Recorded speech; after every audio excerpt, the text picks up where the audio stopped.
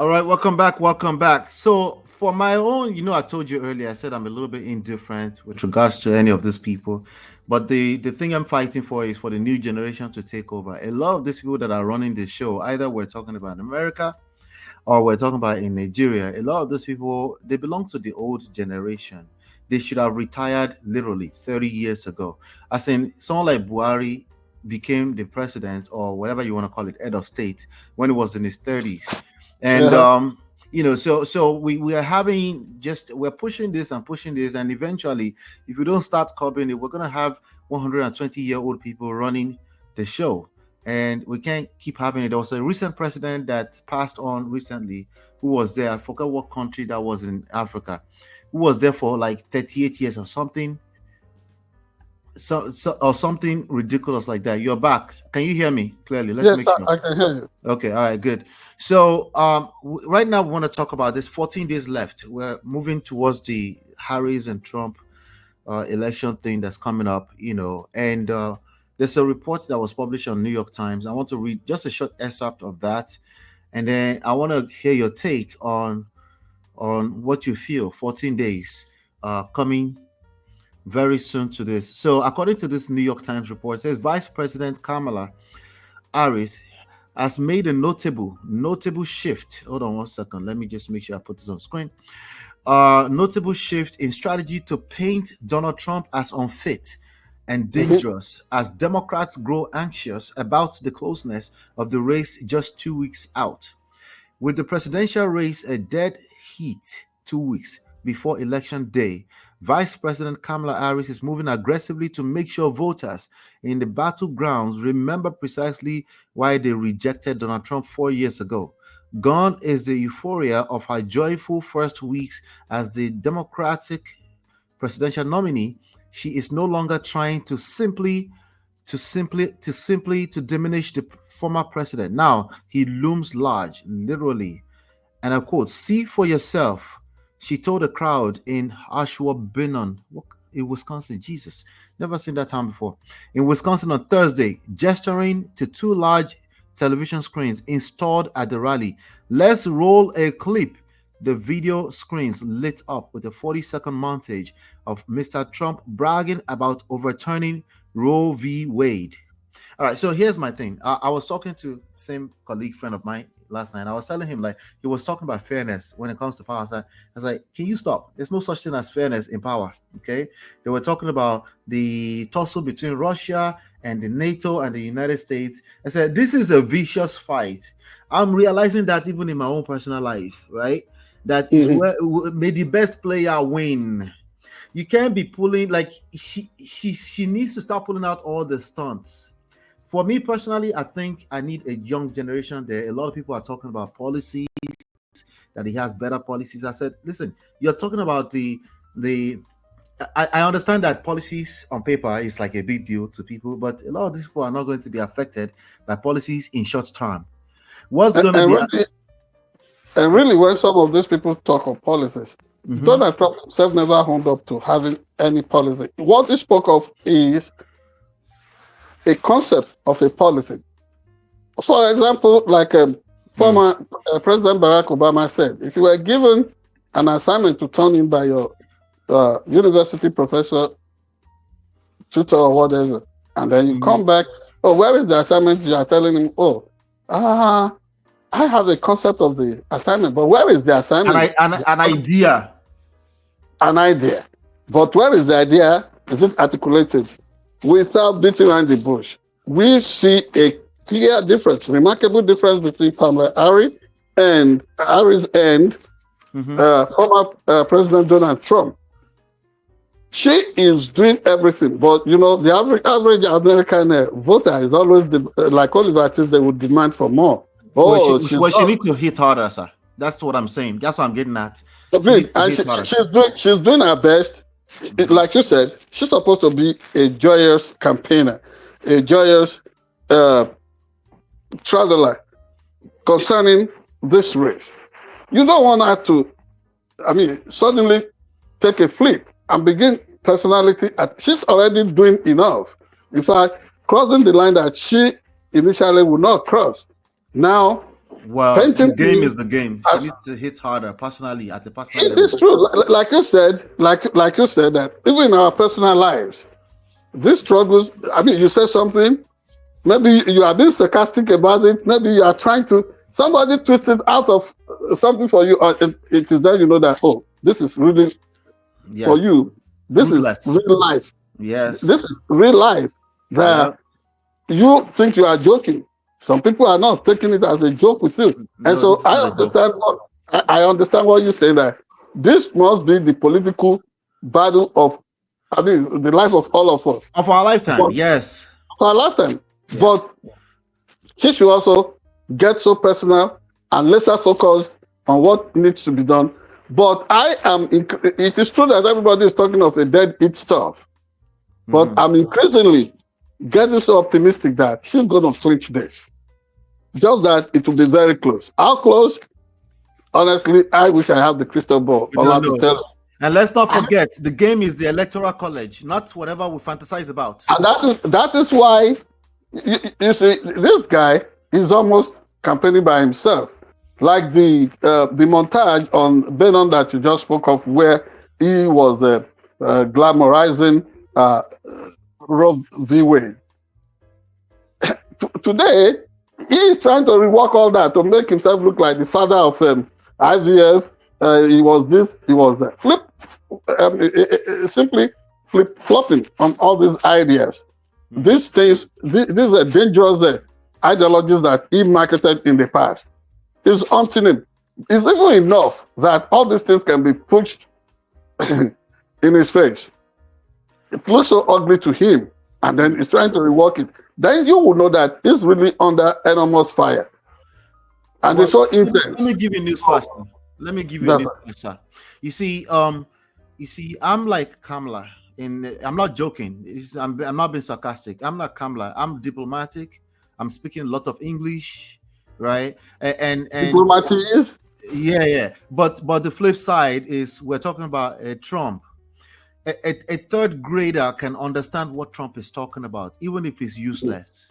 Mhm. That is an upside for him. That is an advantage for him. That's why I'm saying whatever balance she needs to look for, right, is either you're speaking too much English or you deliver. You see where I'm getting at with that, right? Yes. You're saying it's idea Remember, to idea. All he has to do yeah, is accordion hand and talk at a third grade level, and you have a bunch of people say, yeah, it makes sense. The policies are okay. She needs to break all the policies down, and then some personal attacks, yes, because that's the game he's playing. And again, in those areas, and don't you think some of our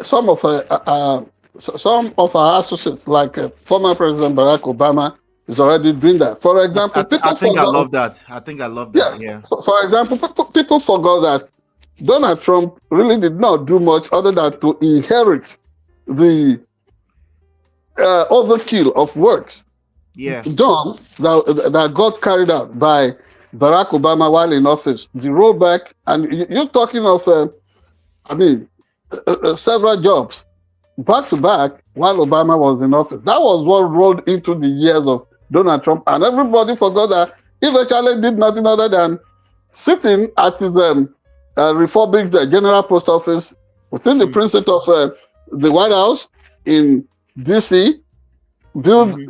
where he built his Trump Hotel, and they started welcoming all kinds of stuff affecting the emolument clause in Mhm. American Constitution.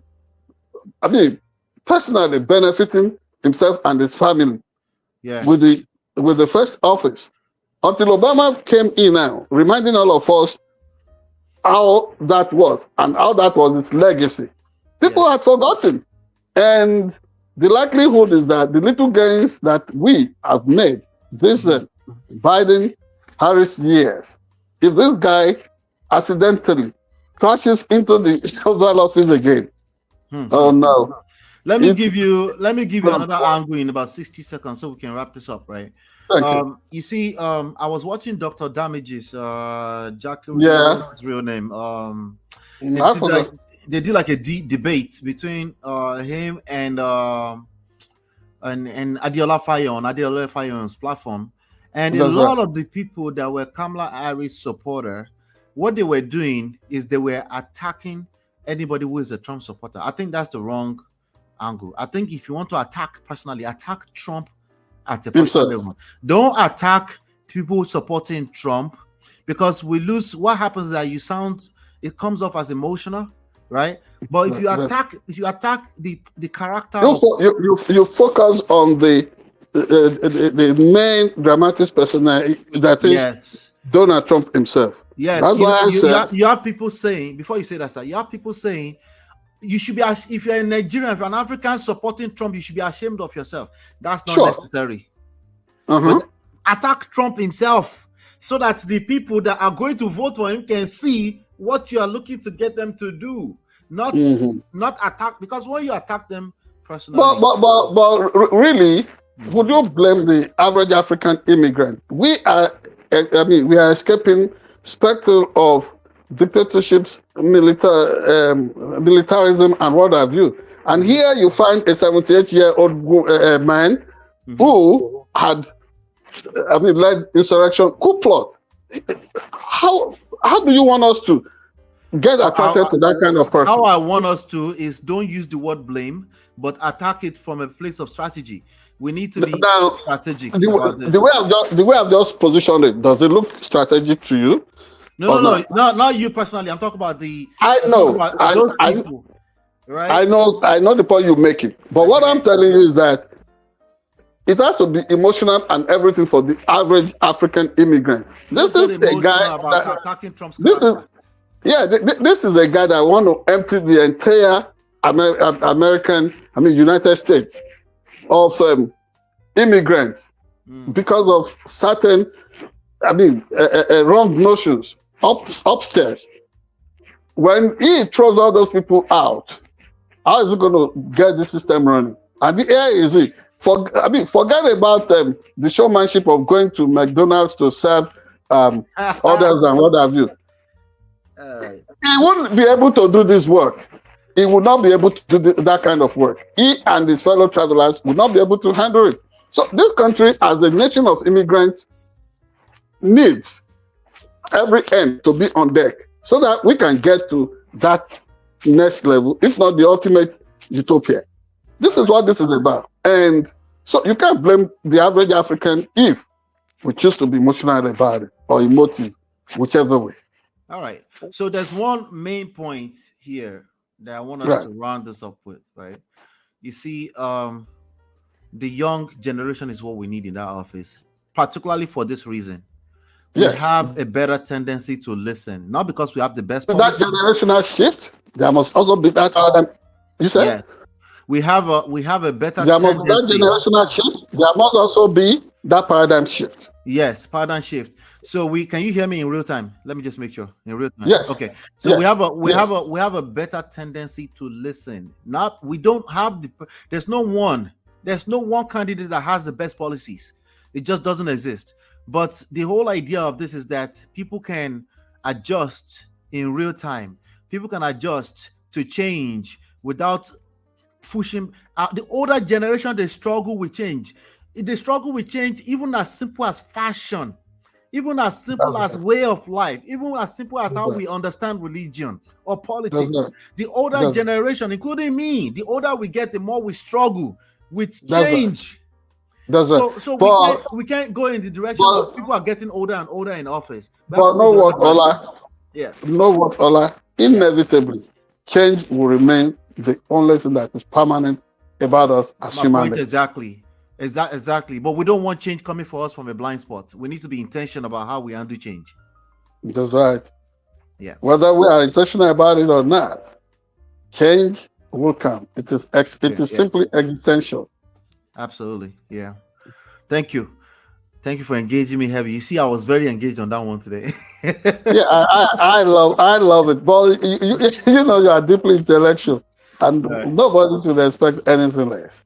All right. Everybody, hit the like button, share, subscribe, follow, join the conversation in the comment area.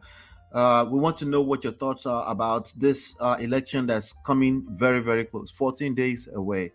Join the conversation. We'll be right back. We have another few minutes to cover one more story that's very, very important. So stay tuned. We'll be right back.